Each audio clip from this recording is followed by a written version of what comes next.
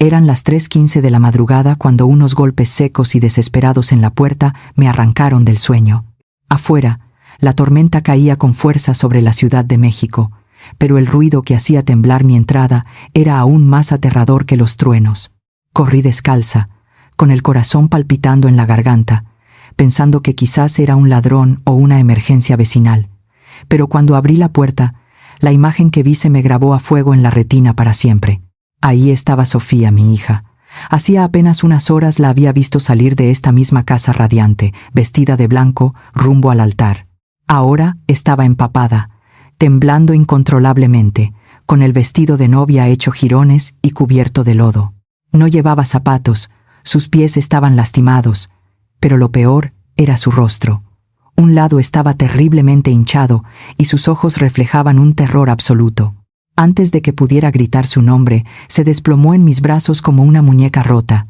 La arrastré hacia el sofá, aterrorizada.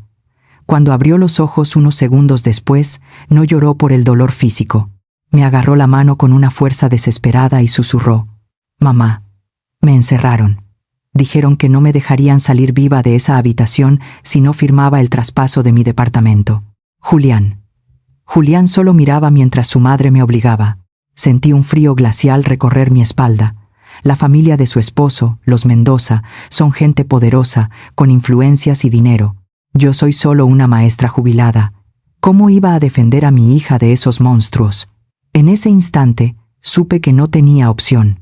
Tuve que tragarme mi orgullo, el dolor y el rencor de una década, y marcar el número del único hombre en el mundo al que esa gente temería. El teléfono sonó 2 veces. Una voz grave y ronca contestó. «Roberto», dije, tratando de que no me temblara la voz, «acaban de destrozar a tu hija. La familia de su marido la torturó. Trae a tus mejores abogados o trae tu arma de servicio. Tú decides, pero ven ahora mismo».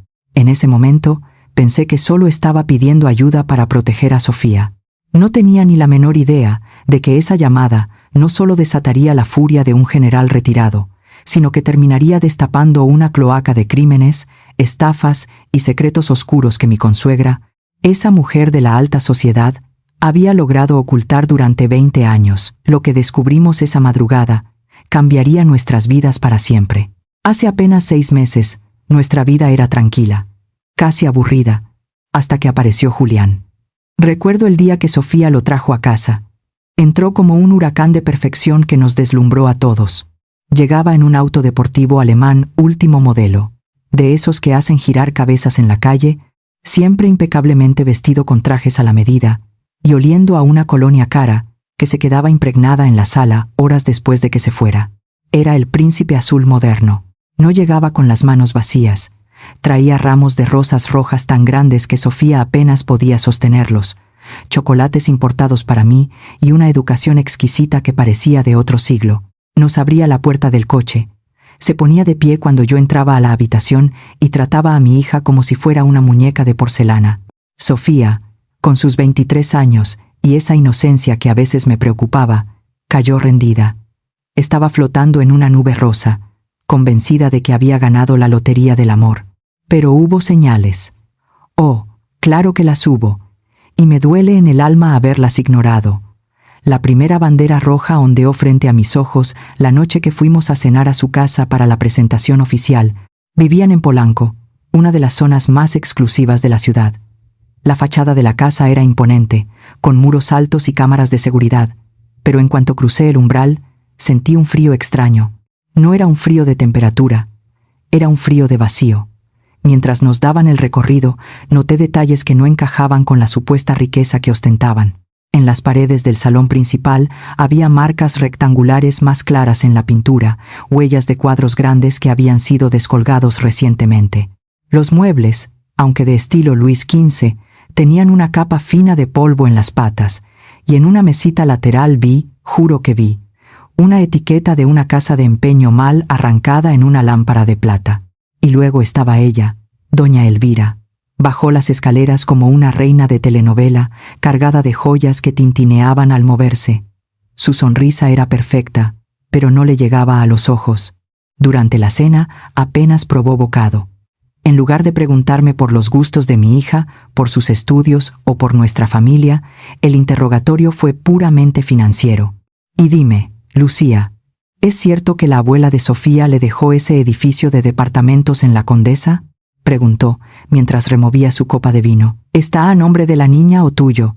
¿Tiene algún gravamen o está libre de impuestos? Me sentí como si estuviera en una auditoría fiscal, no en una cena familiar. Traté de desviar el tema, pero ella insistía con una elegancia agresiva, disfrazando su codicia de preocupación materna por el futuro de los chicos.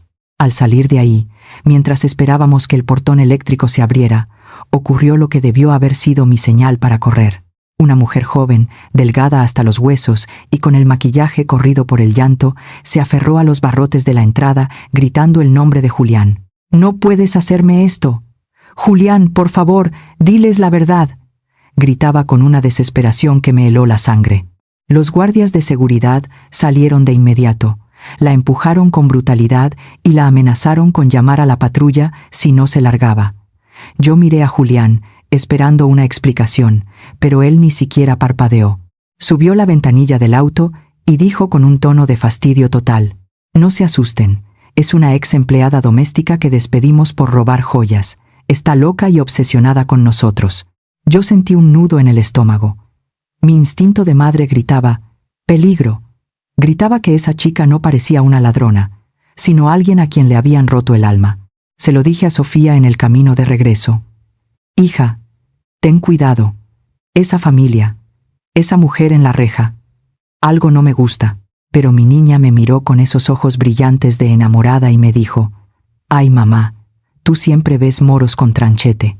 Julián es bueno, solo tienen problemas de gente rica que nosotras no entendemos». Ahora, viendo a mi hija destrozada en mi sofá, daría mi vida por haber hecho caso a esa voz interior. A veces, las madres sabemos cosas antes de que pasen, ¿verdad? Es como un sexto sentido que Dios nos da para proteger a nuestros cachorros. Quiero preguntarles algo muy serio, de corazón a corazón. ¿Alguna vez han tenido un mal presentimiento sobre la pareja de sus hijos? Esa voz interna que les dice que algo anda muy mal, aunque todo parezca perfecto y maravilloso por fuera. Déjenme en los comentarios la palabra instinto, si alguna vez su sexto sentido les advirtió del peligro y tenían razón. Los estaré leyendo, porque mi instinto no fallaba, y lamentablemente, esa chica llorando en la reja era solo la primera víctima de una cadena de horrores que estábamos a punto de descubrir. Todo sucedió tan rápido que, al recordarlo ahora, siento un vértigo nauseabundo. Fue como estar atrapada en un tren de alta velocidad que se dirige directo hacia un precipicio, y aunque ves el final de las vías, no tienes forma de frenarlo. La fecha de la boda se fijó con una prisa sospechosa. Apenas llevaban 3 meses de noviazgo oficial cuando doña Elvira llegó a mi casa, con esa falsa dulzura que la caracterizaba, insistiendo en que la boda debía celebrarse en 4 semanas. Su excusa fue ridícula, casi de risa si no fuera trágica. Mi astrólogo personal ha dicho que los astros están alineados perfectamente el próximo mes. Si no se casan el día 12, su unión estará maldita. Sofía, en su inocencia, le creyó. Le pareció romántico, místico. Yo intenté objetar. «¿Cuál es la prisa?», le dije. «Una boda se planea con tiempo, hija. Necesitas disfrutar el proceso». Pero Julián, con su carita de yo no fui, la convenció de que no podía esperar ni un minuto más para hacerla su esposa. Ahora sé la verdad. No eran los astros, ni el destino, ni el amor lo que dictaba esa fecha. Eran los bancos. Los Mendoza estaban con el agua hasta el cuello. Tenían préstamos vencidos, hipotecas a punto de ejecución y avisos de embargo. Necesitaban casar a su hijo con mi hija antes de que el banco les quitara la mansión de Polanco. Necesitaban desesperadamente el patrimonio de Sofía para tapar sus agujeros financieros. Pero en ese momento, yo solo era una madre preocupada que veía cómo arrastraban a su hija hacia el altar. El día de la boda amaneció gris, pero la fiesta fue un despliegue de opulencia obscena. El salón estaba decorado con miles de flores blancas importadas, candelabros de cristal y una orquesta en vivo. Sin embargo, el ambiente se sentía gélido. La mayoría de los invitados no eran amigos de los novios, sino socios comerciales de doña Elvira, gente a la que ella necesitaba impresionar para mantener su fachada de millonaria. Mi familia, más modesta, Fue relegada a las mesas del fondo, cerca de la cocina. Sofía estaba preciosa. Parecía un ángel con su vestido de encaje y seda, pero yo notaba un temblor en sus manos que no era normal. Y entonces ocurrió el incidente. Estábamos en el momento del brindis. Carla, la hermana de Julián, se acercó a la mesa de los novios con una copa de vino tinto en la mano. Carla siempre me había dado mala espina. Tenía una mirada viperina y una sonrisa torcida que nunca me gustó. Se inclinó para supuestamente abrazar a Sofía y felicitarla, pero vi perfectamente cómo su mano inclinó la copa a propósito. El líquido oscuro se derramó sobre el inmaculado vestido blanco de mi hija, manchando el corsé y la falda como si fuera una herida abierta, una mancha de sangre profética. Sofía ahogó un grito y se llevó las manos a la boca. El salón se quedó en silencio. Carla soltó una risita nerviosa, fingiendo torpeza, pero cuando me acerqué para ayudar a limpiar el desastre, la escuché susurrarle al oído a mi hija, con un veneno que me heló la sangre. «Ups, se manchó. Dicen que es de mala suerte que la novia se manche antes de la noche de bodas. Vaya comienzo, cuñadita, es un mal presagio». Vi las lágrimas asomar a los ojos de Sofía. Quise abofetear a esa muchacha insolente allí mismo, pero me contuve. No quería arruinar el día de mi hija. Limpiamos lo que pudimos, y Sofía, con esa bondad infinita que tiene, terminó consolando a Carla, diciéndole que no se preocupara, que eran accidentes. Accidentes. Si tan solo hubiera sabido que esa mancha era el menor de sus problemas. La fiesta continuó, pero la alegría se había esfumado. Yo no dejaba de observar a Julián. Se supone que el novio no debe quitarle los ojos de encima a su esposa, que debe estar embelesado, protegiéndola. Pero Julián estaba distante. Se pasaba la noche cuchicheando con su madre en rincones oscuros, revisando su teléfono, bebiendo más de la cuenta. Llegó el momento de la despedida. Los novios se irían en un coche antiguo de lujo hacia su nuevo hogar, el departamento que mi madre le había dejado a Sofía y que habíamos remodelado con tanto amor. Doña Elvira había insistido en que pasaran ahí la noche de bodas antes de salir de luna de miel al día siguiente. Abracé a Sofía con todas mis fuerzas. Sentí su cuerpo frágil contra el mío y una voz en mi cabeza gritó: «No la sueltes, no la dejes ir». Ella me sonrió, una sonrisa triste, y me dijo: «Todo va a estar bien, mamá. Ya soy una mujer casada». Me aparté para dejarla subir al coche, y fue entonces cuando lo vi. Fue un segundo, un instante fugaz que podría haber pasado desapercibido para cualquiera, pero no para una madre que está en alerta máxima. Julián ya estaba dentro del auto. No estaba mirando a Sofía, que luchaba con la cola de su vestido para entrar. Estaba mirando hacia el balcón del salón, donde estaba parada doña Elvira. Julián buscó la mirada de su madre y asintió levemente con la cabeza. No fue un gesto de cariño, fue un gesto de complicidad, una señal fría, calculadora, técnica. Fue como ver a un soldado confirmando a su comandante que la misión estaba en marcha. Doña Elvira le devolvió el gesto con una sonrisa triunfal y levantó su copa de champán en un brindis silencioso. En sus ojos no había emoción por la boda de su hijo. Había la satisfacción de un depredador que acaba de asegurar su presa. El corazón se me detuvo. Quise correr, quise gritar, quise arrancar a mi hija de ese asiento de cuero, pero mis piernas no respondieron. Estaba paralizada por el terror de esa revelación silenciosa. Sofía terminó de acomodarse. El chofer cerró la puerta. ¡Clac! Ese sonido retumbó en mis oídos como un disparo. No sonó como la puerta de un coche de lujo cerrándose para llevar a una pareja enamorada hacia su futuro. Sonó pesado, metálico, definitivo. Sonó como la puerta de una celda de máxima seguridad cerrándose a espaldas de un inocente. El auto arrancó y se alejó lentamente por la avenida lluviosa. Me quedé parada en la acera, bajo la llovizna, viendo las luces rojas traseras desaparecer en la oscuridad. Todos a mi alrededor aplaudían y vitoreaban, pero yo sentía un frío mortal en los huesos. Sabía, con una certeza aterradora que me revolvía las entrañas, que acababa de entregar a mi única hija a una manada de lobos hambrientos, y lo peor de todo es que no tenía idea de que la carnicería comenzaría esa misma noche. Mientras curaba las heridas en los pies de mi hija con agua tibia y sal, ella comenzó a hablar. Su voz era un hilo roto, entrecortado por el llanto y el castañeteo de sus dientes, pero cada palabra que salía de su boca era como un puñal clavándose en mi pecho.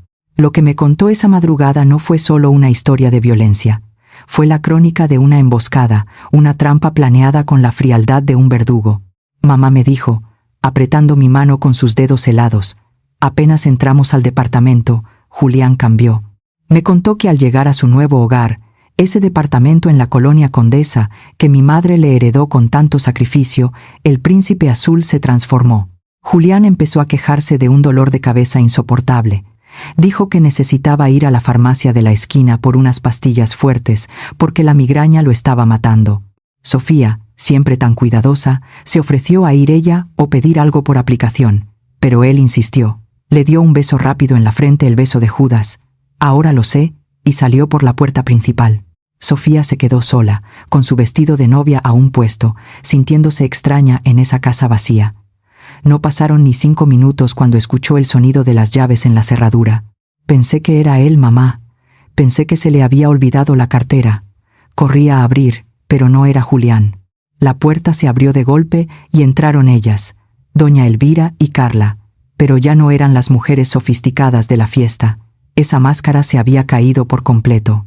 Carla cerró la puerta con llave y se la guardó en el escote, mientras doña Elvira caminaba por la sala como si fuera la dueña, tocando los muebles, mirando las paredes con una mueca de asco y codicia. Sin decir hola ni felicidades, doña Elvira sacó de su bolso de marca una carpeta de cuero y la lanzó sobre la mesa de centro. El sonido seco del golpe resonó en el silencio del departamento. «Firma ahí», mi reina dijo con una voz que Sofía no reconoció, una voz rasposa y autoritaria. «Es la cesión de derechos de la propiedad». Sofía se quedó paralizada. «¿Qué? ¿De qué habla, señora?» Carla se rió. Una risa fea, burlona. «Ay, cuñadita, no te hagas la tonta. ¿Crees que entras a la familia Mendoza gratis? Esta es tu dote. El departamento pasa a nombre de mi madre hoy mismo. Es el precio por casarte con mi hermano». Mi hija, temblando, trató de razonar. Les dijo que eso era ilegal, que era su patrimonio, que Julián jamás permitiría algo así. Y entonces doña Elvira la agarró del brazo. No con cariño, sino clavándole las uñas largas y manicuradas en la carne blanda de su bíceps, dejando esas marcas de media luna que yo ahora estaba limpiando con alcohol. «Julián hace lo que yo digo», gritó la vieja bruja, zarandeándola. «Firma o no sales de aquí. Firma o te juro que te vas a arrepentir de haber nacido». Sofía, aterrorizada, gritó con todas sus fuerzas. Gritó el nombre de su esposo, esperando que él estuviera cerca, que regresara de la farmacia y la salvara de esas locas. «¡Julián! ¡Julián! ¡Ayúdame!», gritó hasta desgarrarse la garganta.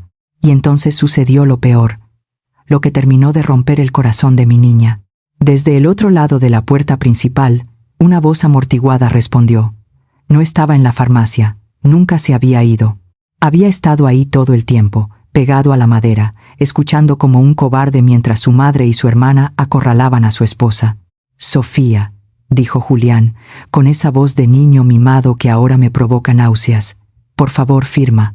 No hagas enojar a mi mamá. Sabes cómo se pone. Hazlo por nosotros, mi amor. Yo no puedo entrar. Ella tiene la llave. Solo firma y todo pasará». Esa traición dolió más que cualquier golpe.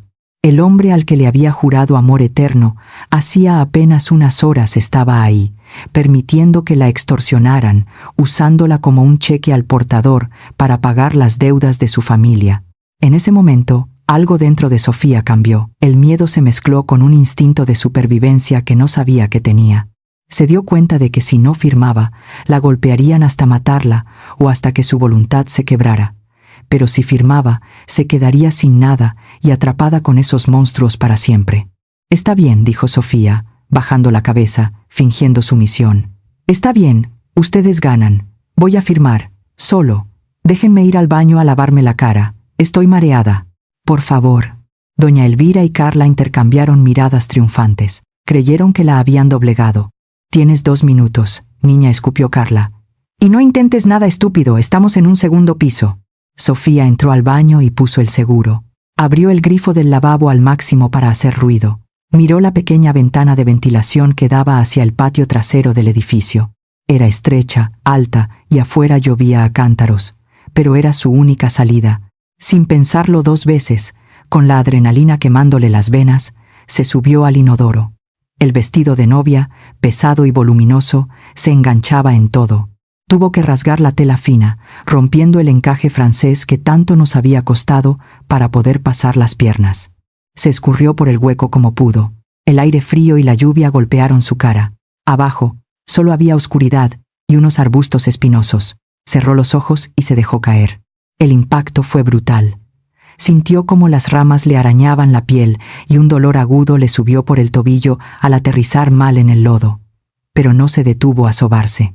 Escuchó los golpes furiosos en la puerta del baño arriba. «Abre, maldita, abre o tiramos la puerta».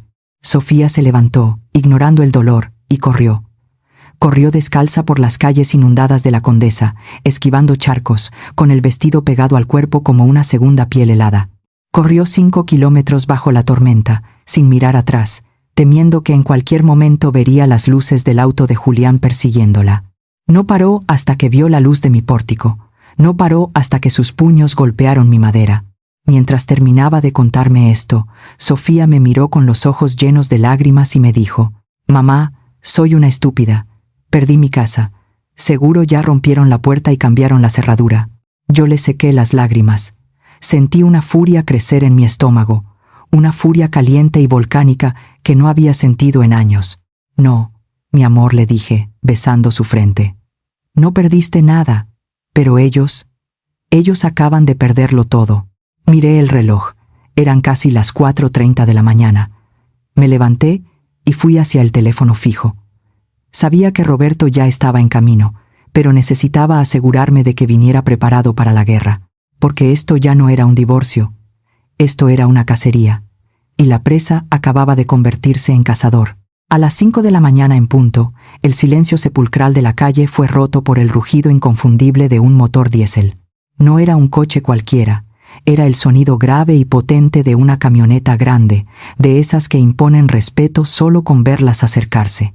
Me asomé por la ventana con el corazón en un puño y vi los faros LED de una Ford Lobo negra estacionándose justo frente a mi puerta, ocupando casi toda la acera. Era Roberto. No lo había visto en persona en casi 3 años, solo hablábamos lo justo y necesario por temas de Sofía, pero al abrir la puerta y verlo bajar de esa camioneta, sentí una mezcla de alivio y temor que me recorrió la espina dorsal. Roberto ya no llevaba el uniforme verde olivo con las estrellas en los hombros, vestía unos jeans oscuros, botas tácticas y una chamarra de cuero negra, pero la postura era la misma. Espalda recta, mentón elevado, y esa aura de autoridad que hace que cualquiera quiera cuadrarse ante él. Entró a la casa sin decir una palabra. El aire en la sala pareció volverse más denso, más frío. Sus ojos, oscuros y penetrantes, barrieron la habitación en un segundo, como un radar escaneando el terreno, hasta que se detuvieron en el sofá. Ahí estaba Sofía, adormilada por los analgésicos que le había dado, todavía envuelta en una manta y con los moretones en el rostro comenzando a tornarse de ese color violeta y verdoso que da miedo ver. Yo esperé que él se rompiera. Esperé ver al padre llorar, correr a abrazar a su niña, gritar de dolor, pero Roberto no hizo nada de eso, y eso fue lo que más miedo me dio. Se acercó a ella con pasos lentos, medidos. Se arrodilló frente al sofá y con una delicadeza que contrastaba con su apariencia ruda, apartó un mechón de pelo de la frente de Sofía para examinar el golpe en su pómulo. Sofía abrió los ojos, desorientada. Al verlo, susurró con voz quebrada: «Papá, perdóname». Roberto no respondió de inmediato. Solo vi cómo los músculos de su mandíbula se tensaban tanto que pensé que se le romperían los dientes. Sus ojos, que un momento antes escaneaban la sala, se oscurecieron. No había lágrimas. Había una furia gélida, controlada, la mirada de un hombre que acaba de decidir que alguien va a pagar muy caro. «No tienes nada que perdonar», hija, dijo con una voz tan baja y grave que parecía venir del subsuelo. «Duerme un poco más. Papá se encarga desde aquí». Se levantó y se giró hacia mí. No me preguntó: «¿Cómo estás?». No me preguntó detalles morbosos. Solo me dijo: «Lucía, dame café negro y un lugar donde pueda hacer llamadas sin que ella escuche». Lo llevé a la cocina. Se sentó a la mesa y sacó un teléfono, no un smartphone moderno, sino uno de esos dispositivos robustos, casi militares. Puso el altavoz en la primera llamada, y lo que escuché me hizo entender que Roberto no venía a pelear una riña callejera, venía a librar una guerra total. ¿Salinas? Soy el general. Hizo una pausa. Necesito que vengas a casa de mi exmujer ahora mismo. Trae el kit completo de medicina forense. No quiero ir a un hospital público donde pierdan los expedientes o se dejen sobornar. Quiero un dictamen pericial irrefutable. Cada rasguño, cada moretón, cada marca de presión en sus muñecas. Lo quiero documentado, como si fuera para un consejo de guerra. Tienes 20 minutos. Colgó y marcó el siguiente número sin dudar. Castillo, despierta. Deja de dormir que hoy te vas a ganar tus honorarios del año. Quiero que prepares una denuncia penal. No solo por lesiones. Quiero tentativa de feminicidio, privación ilegal de la libertad, extorsión y asociación delictuosa. Son 3. La madre, la hija y el marido. Quiero que pidas prisión preventiva oficiosa. No quiero fianzas, Castillo. Quiero que se pudran adentro mientras dura el juicio. Muévete. Yo le serví el café con las manos temblorosas. Pensé que eso era todo, que la vía legal y médica era su plan. Pero entonces hizo la tercera llamada, y esa fue la que me heló la sangre, porque entendí que Roberto no solo quería justicia, quería aniquilación. Comandante Rivas dijo, y su tono cambió a uno más camarada, pero igual de peligroso. ¿Cómo está la familia? ¡Qué bueno! Oye, ¿te acuerdas de ese favor que me debes de la operación en Sinaloa? Sí, es hora de cobrarlo. Necesito que la UIF y el SAT le pongan el ojo a una familia en Polanco, apellidos Mendoza. Inmobiliaria. Sí, exacto. Quiero que busques hasta debajo de las piedras. Evasión fiscal, lavado de dinero, empresas fantasma, prestanombres. Bloquea sus cuentas hoy mismo. Congela todo. Que no puedan comprar ni un chicle en la tienda de la esquina. Hubo un silencio mientras escuchaba la respuesta al otro lado. Roberto sonrió, pero no fue una sonrisa amable. Fue una mueca depredadora. Gracias, comandante. Te mando los datos por mensaje encriptado. Colgó el teléfono y bebió un sorbo largo de café negro, sin azúcar, sin leche. Me miró a los ojos. Vio mi cara de asombro y terror. ¿Roberto?, pregunté, apenas reconociendo al hombre con el que había estado casada. ¿Qué vas a hacer? ¿No es suficiente con la cárcel? Él dejó la taza sobre la mesa con un golpe suave pero firme. Se inclinó hacia adelante y en sus ojos vi el fuego de un infierno que estaba a punto de desatar sobre la familia Mendoza. Lucía, esa gente no entiende de moral, ni de dolor, ni de vergüenza. Solo entienden un idioma, el poder y el dinero. Se puso de pie, ajustándose la chamarra. Creyeron que Sofía estaba sola. Creyeron que podían golpearla para quitarle un departamento de mierda. Caminó hacia la ventana, mirando hacia la calle donde empezaba a clarear, y soltó la frase que se convertiría en mi única certeza en medio de ese caos. ¿Ellos quieren dinero? ¿Tienen tanta hambre de plata que son capaces de vender a su propio hijo y golpear a una niña inocente? Está bien, yo les voy a dar lo que piden. Voy a ir por su dinero. Voy a ir por sus propiedades. Voy a ir por cada centavo mal habido que tienen escondido en sus cuentas en el extranjero. Para cuando termine con ellos, Lucía, no van a tener ni para pagar un abogado de oficio. Les voy a enseñar lo que significa perderlo todo, hasta los calzones. En ese momento, por primera vez en toda la noche, dejé de sentir miedo por mi hija y empecé a sentir una profunda lástima por doña Elvira y su familia. No sabían, no tenían ni la menor idea de que acababan de despertar a la bestia equivocada. Estábamos en la sala de espera de urgencias del hospital militar. El olor a antiséptico y el zumbido constante de las luces fluorescentes me estaban mareando. Roberto seguía hablando con el médico forense en una esquina, con esa postura rígida que no había abandonado en horas, mientras Sofía dormitaba en una camilla, exhausta por el dolor y los sedantes. De repente, mi celular, que tenía guardado en el bolsillo del pantalón, empezó a vibrar. No era una llamada, era una vibración continua, incesante, como si el aparato estuviera convulsionando. Lo saqué extrañada. La pantalla estaba iluminada con cientos de notificaciones que entraban una tras otra. Facebook, WhatsApp, Instagram, TikTok. Tantas alertas que el teléfono se bloqueó por unos segundos. Al principio, mi corazón ingenuo pensó que eran mensajes de apoyo. Quizás alguien nos había visto llegar al hospital. Pero cuando logré desbloquear la pantalla y abrí el primer enlace que me mandó una vecina, sentí que el suelo se abría bajo mis pies. Era un video en vivo de doña Elvira. Ahí estaba ella, sentada en la sala de su mansión en Polanco, perfectamente iluminada, con el maquillaje impecable pero corrido estratégicamente para parecer devastada. Con lágrimas de cocodrilo rodando por sus mejillas y la voz quebrada, le hablaba a la cámara como si fuera una mártir.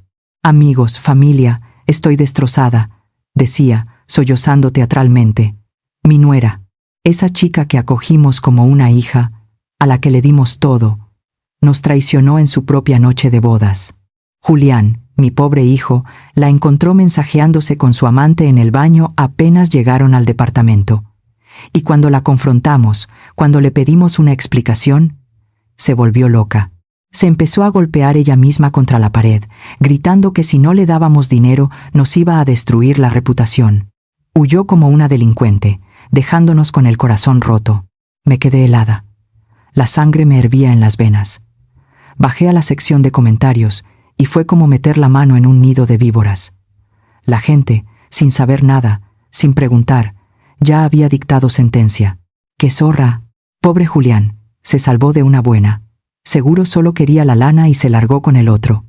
Así son las mosquitas muertas, interesadas y locas. Leía uno tras otro, sintiendo náuseas. Sofía se despertó por mi respiración agitada. Me vio la cara, me arrebató el teléfono antes de que pudiera esconderlo y leyó. Sus ojos, ya hinchados por los golpes reales, se llenaron de un pánico nuevo, un pánico social que duele más que los moretones. «Mamá», susurró, con la voz ahogada. «Me quiero morir. Todo el mundo cree que soy yo la mala. Julián es la víctima y yo soy la loca. Ya no quiero vivir así, mamá. Prefiero morirme a que me vean así». Intentó arrancarse la vía del suero del brazo, desesperada. Yo grité, tratando de sujetarla, llorando con ella. «¡Roberto!», grité, histérica. «¡Roberto, ven aquí! Mira lo que está diciendo esa bruja. Tenemos que contestar. Tenemos que salir a desmentirla ya. Están matando a tu hija en redes sociales». Roberto se acercó en 2 zancadas. Le sujetó las manos a Sofía con suavidad, pero con una firmeza inquebrantable, impidiendo que se lastimara. Luego, tomó el celular de mis manos, miró el video de doña Elvira unos segundos y leyó un par de comentarios. Yo esperaba que explotara, esperaba que gritara, que golpeara la pared. Pero no, Roberto ni se inmutó. Me miró con esa frialdad táctica, casi inhumana, que me ponía los pelos de punta cuando estábamos casados. «Tranquila», Lucía dijo, devolviéndome el teléfono. En la guerra, cuando el enemigo se confía y sale a campo abierto creyendo que ya ganó, es cuando es más vulnerable. «¿Tranquila?», le reclamé, furiosa. «Están destruyendo su nombre. Van a decir que ella se hizo esto sola». Roberto sacó una tablet de su mochila táctica y la puso frente a nosotras. «Déjala que hable. Déjala que suba lo más alto posible en su pedestal de mentiras, que se sienta intocable. Porque entre más alto suba, la caída va a ser mucho más dolorosa y el ruido del impacto se va a escuchar hasta en el infierno». Tocó la pantalla. «El comandante Rivas me acaba de mandar esto». Un Uber pasaba por la calle justo a la hora que Sofía escapó. La cámara del tablero graba todo el tiempo. «Mira». Le dio play al video. La imagen era granulada por la lluvia nocturna y la luz de los faros, pero se veía clarísimo. Se veía la fachada del edificio de departamentos. De repente, algo blanco cae desde el 2.º piso hacia los arbustos, rompiendo ramas. Es una mujer vestida de novia. No se veía a una mujer loca haciendo un berrinche. Se veía a una persona aterrorizada. Sofía se levanta en el video, cojeando visiblemente. Mira hacia la ventana del 2.º piso con terror absoluto, donde se ve una sombra asomada, la silueta inconfundible de un hombre mirando hacia abajo y echa a correr sin zapatos bajo la tormenta, resbalando en el lodo, huyendo como si el diablo la persiguiera. El video tenía fecha y hora. 3:05 de la mañana, justo cuando doña Elvira decía que estaban dialogando tranquilamente. «Esto no es una mujer peleando con su marido», dijo Roberto con voz seca. «Esto es una víctima escapando de un secuestro. Y esa sombra en la ventana, ese es Julián, viendo si su mujer se mató o no». Me miró a los ojos. «¿La subimos?», preguntó. Yo me sequé las lágrimas, miré a mi hija que temblaba, pero que ahora tenía una chispa de esperanza en los ojos al ver la prueba. Asentí con rabia. Súbela. Que se traguen sus palabras.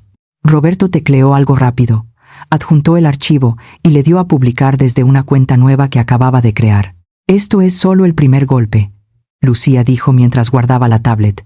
Apenas estamos calentando. Doña Elvira quería atención mediática, ¿no? Pues le vamos a dar el show de su vida. El video de la cámara de seguridad del Uber había encendido una chispa en las redes sociales, pero para destruir la narrativa de víctima que doña Elvira había construido con tantas lágrimas falsas, necesitábamos una bomba nuclear. Y esa bomba estaba, increíblemente, en la muñeca izquierda de mi hija. Sofía seguía recostada en la camilla, con la mirada perdida en el techo del hospital, cuando de repente se incorporó con un grito ahogado, llevándose la mano al pecho. «¡El reloj!», exclamó, tocándose la muñeca donde llevaba su smartwatch, ese que Julián le había regalado meses atrás para monitorear su salud, pero que ahora sabía que era para controlarla. La pantalla estaba estrellada por la caída desde el segundo piso. Una telaraña de cristal roto, pero seguía encendida. «Mamá», me dijo con los ojos muy abiertos, temblando. Cuando Carla me empujó contra la pared, creo que activé el modo de emergencia. O tal vez se activó solo por el impacto. No sé.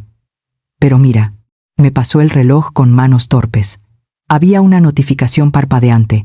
Grabación de voz guardada. 3:02 de la mañana. Duración, 14 minutos. Roberto, que estaba revisando unos papeles con el abogado en la esquina, se acercó de inmediato al ver nuestra agitación. Tomó el pequeño dispositivo como si fuera una granada sin seguro. Conectó el reloj por Bluetooth a la bocina portátil que siempre cargaba en su mochila táctica y le dio al play. Lo que salió de esa pequeña bocina hizo que la temperatura de la habitación descendiera 10 grados. Primero se escucharon ruidos secos, golpes sordos y la respiración agitada de mi hija. Luego, la voz de doña Elvira, nítida, cristalina y cargada de un veneno que helaba la sangre. «Firma de una maldita vez, estúpida. ¿Tú crees que mi hijo te ama? Mírate. Eres una poca cosa. Julián solo se casó contigo porque necesitamos ese departamento para pagar mis deudas de juego en Las Vegas. Si no pagamos mañana, me matan. Así que firma o te juro que te mato yo primero». Se escuchó el sonido de papel rasgándose y luego la voz chillona de Carla, riéndose. «Ay, mamá, mira cómo llora». Se creyó el cuento de la Cenicienta, pobre ilusa, pero lo que vino después fue lo que terminó de romperme el alma, y a la vez encendió en Roberto una furia volcánica. En la grabación se escuchaba a Sofía gritando, suplicando hacia la puerta. «Julián, Julián, por favor ayúdame. Tu madre me está lastimando». Y desde el otro lado, amortiguada por la madera pero perfectamente audible, la voz de ese cobarde: «Ya firma, mi amor. No hagas enojar a mi mamá. Sabes que debe mucho dinero. Hazlo por mí. Firma y ya. Yo no puedo entrar. No tengo la llave». Roberto detuvo la grabación. Su rostro estaba pálido, pero sus ojos ardían. Apretó la mandíbula con tanta fuerza que escuché rechinar sus dientes. «Esto no es solo una prueba», dijo Roberto con voz sepulcral. «Esto es su tumba». Miró por la ventana hacia la entrada de urgencias. Abajo, un enjambre de reporteros y youtubers de nota roja se había congregado, atraídos por el video del Uber que ya se había hecho viral.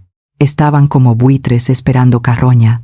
«Vamos a bajar», ordenó Roberto, poniéndose sus gafas oscuras aunque estaba nublado. «Lucía, quédate con Sofía, yo me encargo de esto». «No», dijo Sofía, poniéndose de pie con dificultad, apoyándose en el portazueros. «Yo voy. Quiero ver cómo se les cae la cara de vergüenza». Bajamos los tres. Roberto iba en medio, sosteniéndonos como un muro de contención. En cuanto salimos por las puertas automáticas del hospital, los flashes nos cegaron. Micrófonos de todas las cadenas de televisión y celulares de influencers nos rodearon. «Señor general, ¿es cierto que su hija fue infiel? Sofía, Sofía, ¿por qué te escapaste? Tu suegra dice que la agrediste. Dicen que huyes con tu amante». Las preguntas eran como dardos venenosos. Roberto levantó una mano, pidiendo silencio. Su presencia impuso respeto inmediato. El murmullo cesó. «Mi nombre es General Roberto Cárdenas», dijo con una voz que retumbó sin necesidad de micrófono. Y mi hija no es ninguna adúltera. Mi hija es una víctima de secuestro, extorsión e intento de homicidio. La señora Elvira Mendoza ha estado llorando en internet, diciendo que mi hija es la agresora. Bien, juzguen ustedes mismos. Sacó su teléfono. Lo conectó a un altavoz que uno de sus hombres había traído de la camioneta y le dio play a la grabación. El silencio que se hizo en esa banqueta fue absoluto. Solo se escuchaba la voz de doña Elvira admitiendo sus deudas de juego y la voz cobarde de Julián. Cuando la grabación terminó, nadie se atrevió a hablar por un segundo. Los reporteros se miraban entre sí, con la boca abierta. Los youtubers que estaban transmitiendo en vivo enfocaban sus cámaras hacia el teléfono de Roberto, incrédulos. ¿Crees que mi hijo te ama? Solo necesitamos pagar mis deudas de juego. Esa frase resonó en el aire húmedo de la mañana. Roberto guardó el teléfono y miró a las cámaras, directo a los lentes, como si estuviera mirando a los ojos a doña Elvira a través de la pantalla. Ahí tienen a su víctima, una ludópata que vende a su propio hijo. Y ahí tienen a su esposo del año, un cobarde que deja que golpeen a su mujer. Esto ya no es un asunto familiar, es un crimen. Y voy a asegurarme de que paguen cada lágrima de mi hija con años de cárcel. Dio media vuelta y nos empujó suavemente de regreso al hospital. El efecto fue inmediato, instantáneo, devastador.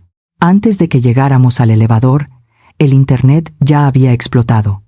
El video de la conferencia improvisada tenía millones de reproducciones en minutos. Los comentarios en el video de doña Elvira pasaron de ser de apoyo a ser una avalancha de odio y repudio. Maldita vieja, ojalá te pudras en la cárcel. Julián es un poco hombre, qué asco de tipo. Justicia para Sofía. En menos de una hora, el hashtag Justicia para Sofía era el número 1 en tendencias de Twitter y TikTok en todo México. La gente empezó a investigar por su cuenta. Salieron exempleados de la familia Mendoza, contando horrores. Salieron acreedores a los que doña Elvira les debía dinero. La mentira se había desmoronado. Doña Elvira había querido jugar con la opinión pública, pero se le olvidó un pequeño detalle.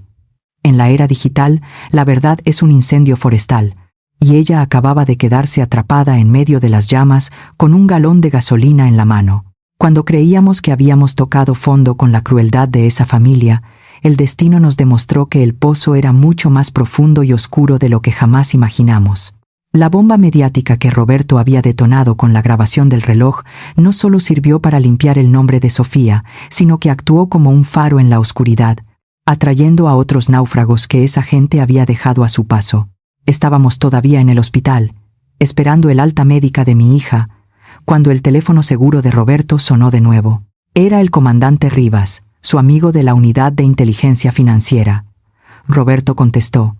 Escuchó durante unos minutos con el ceño fruncido y luego puso el altavoz para que yo escuchara.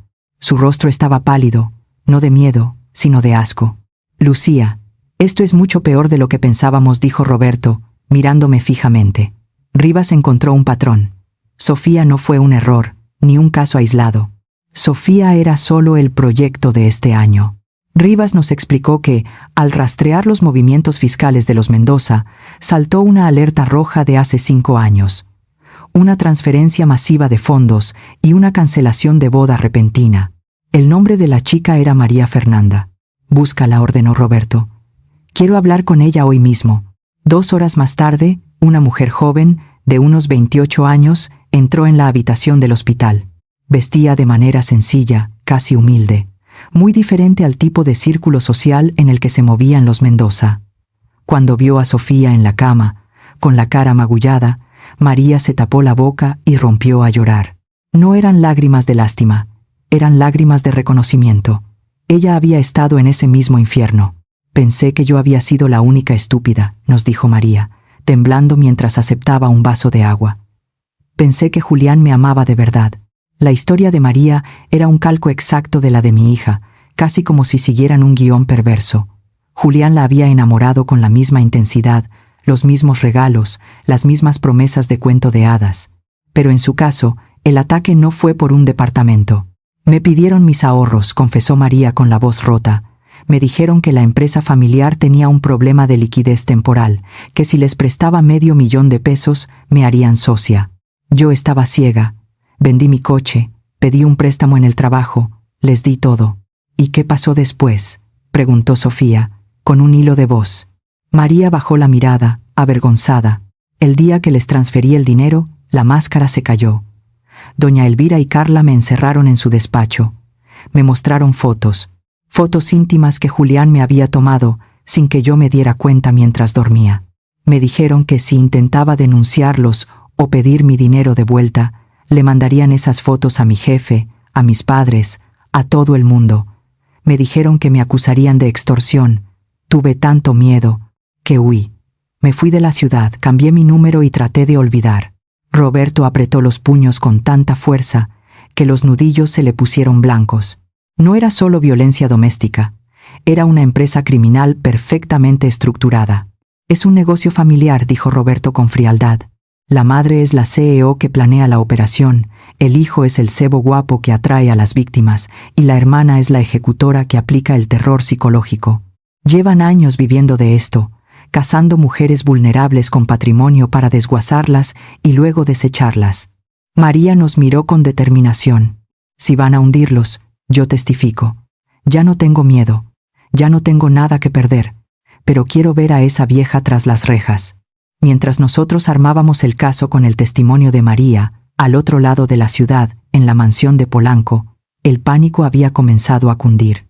Gracias a los contactos de Roberto en el banco, supimos exactamente lo que estaba pasando en tiempo real.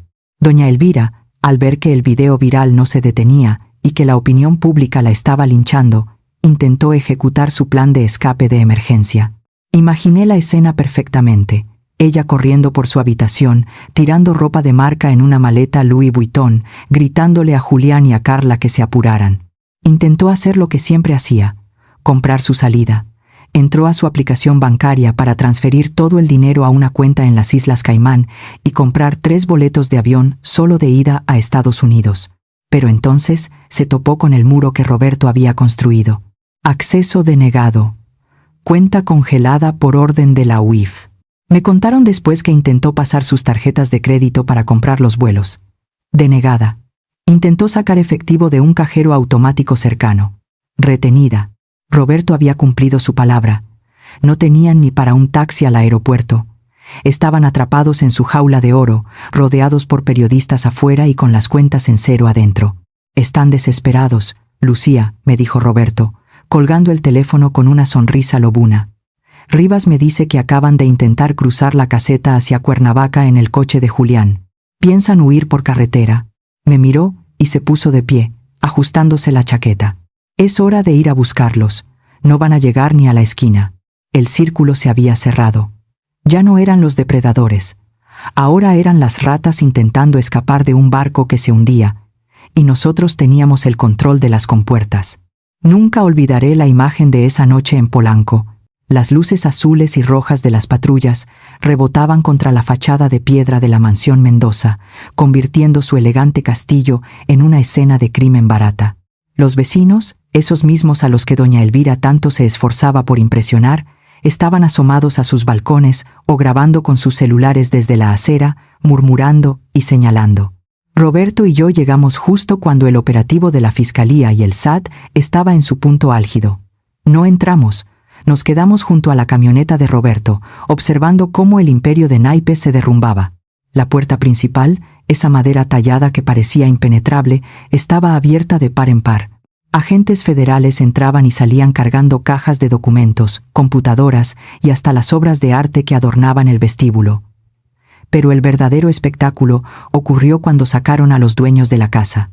Primero salió Carla, la chica que se había burlado de mi hija y le había manchado el vestido. Ahora salía esposada, con la cabeza gacha y el rímel corrido, gritando obscenidades a los policías que la empujaban hacia la patrulla. Luego salió doña Elvira. Incluso en su derrota, intentó mantener la altivez. Gritaba que esto era un error, que ella conocía al procurador, que nos iba a demandar a todos por abuso de autoridad. Llevaba las manos esposadas a la espalda y, por primera vez, vi el miedo real en sus ojos cuando cruzó la mirada con Roberto. Él solo asintió levemente, con una frialdad que la hizo callar de golpe. Y al final, salió Julián. Verlo fue patético. El príncipe azul, El hombre que había enamorado a mi hija y a María caminaba arrastrando los pies, llorando como un niño pequeño al que han castigado sin postre. Se le veía pálido, sudoroso, temblando de pánico. Pero lo más satisfactorio, lo que realmente cerró el ciclo de justicia, no fue verlos en esposas, sino lo que sucedió horas después en el Ministerio Público. Gracias a los contactos de Roberto, pudimos ver la grabación del interrogatorio días más tarde. Fue una escena digna de una tragicomedia. En la sala de interrogatorios, sentados frente al fiscal, la familia unida se despedazó en cuestión de minutos. El fiscal les leyó los cargos: fraude procesal, violencia familiar equiparada, privación ilegal de la libertad, lavado de dinero y evasión fiscal por más de 20 millones de pesos. La pena acumulada podría ser de hasta 30 años. Al escuchar la cifra, 30 años, Julián se quebró. «Yo no hice nada», gritó, golpeando la mesa con las manos esposadas, con los ojos desorbitados. «Yo solo seguía órdenes. Fue ella, fue mi madre». Doña Elvira, que estaba sentada a su lado con su abogado de oficio, porque sus cuentas estaban congeladas y ningún bufete privado quiso representarla gratis, se giró lentamente hacia su hijo con una expresión de incredulidad absoluta. «¿Qué estás diciendo, imbécil?», siseó ella. «Es la verdad». Julián lloraba a moco tendido, señalándola con un dedo tembloroso. «Señor fiscal, yo no quería casarme con Sofía. Mi mamá me obligó. Ella planeó todo. Ella me dijo que enamorara a María hace 5 años y ahora a Sofía. Ella redactó los contratos de cesión de derechos. Ella y Carla me amenazaban con dejarme en la calle si no obedecía. Yo soy una víctima también». La cara de doña Elvira se transformó. La máscara de madre abnegada cayó y salió la bestia. Se levantó de la silla e intentó abalanzarse sobre su propio hijo, gritando como una posesa: «Maldito malagradecido, te di todo, te di una vida de lujos, te pagué tus coches, tus viajes, tus vicios. Todo lo hice por ti, inútil, porque eres un bueno para nada que no sabe ni limpiarse el trasero solo, y así me pagas». Tuvieron que entrar 2 policías para separarlos. Madre e hijo, gritándose insultos, escupiéndose veneno, echándose la culpa el uno al otro mientras el fiscal tomaba notas con una sonrisa satisfecha. El amor familiar se había esfumado en el momento en que el dinero desapareció y la cárcel se hizo real. Julián cantó como un canario. Dio números de cuentas, nombres de prestanombres, ubicaciones de cajas fuertes escondidas.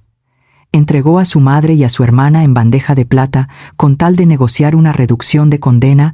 El juicio fue rápido y brutal.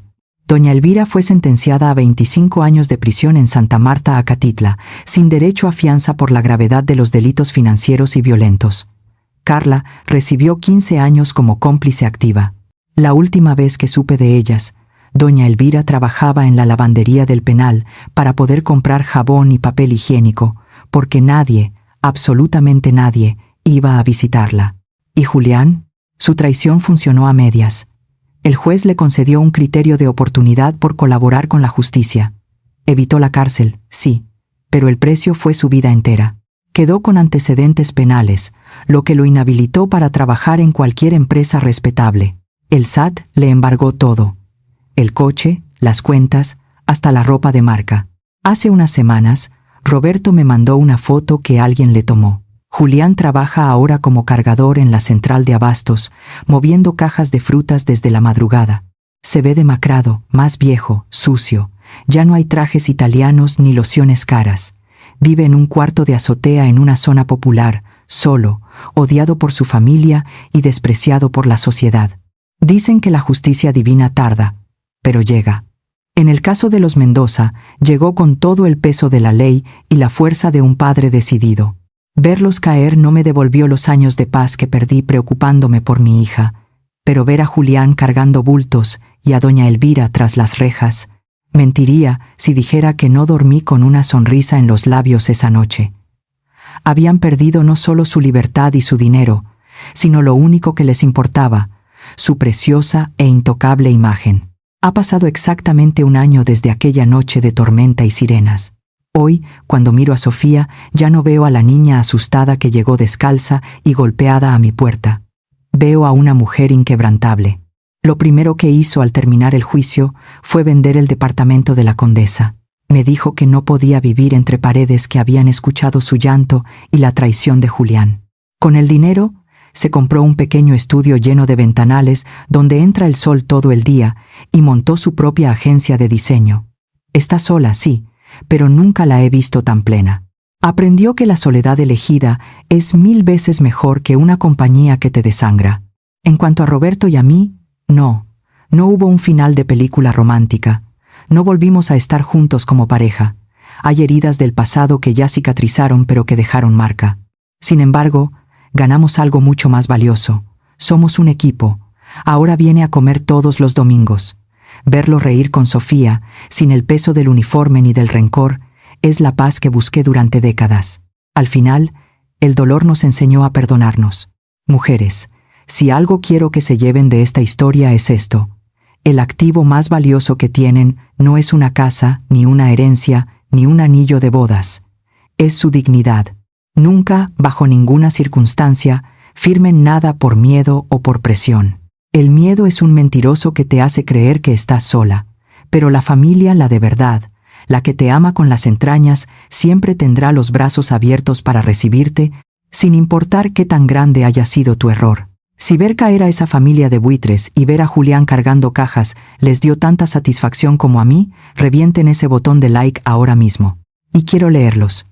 ¿Alguna vez han tenido una suegra que parecía salida de una película de terror o que intentó controlar sus vidas? Cuéntenme su historia en los comentarios.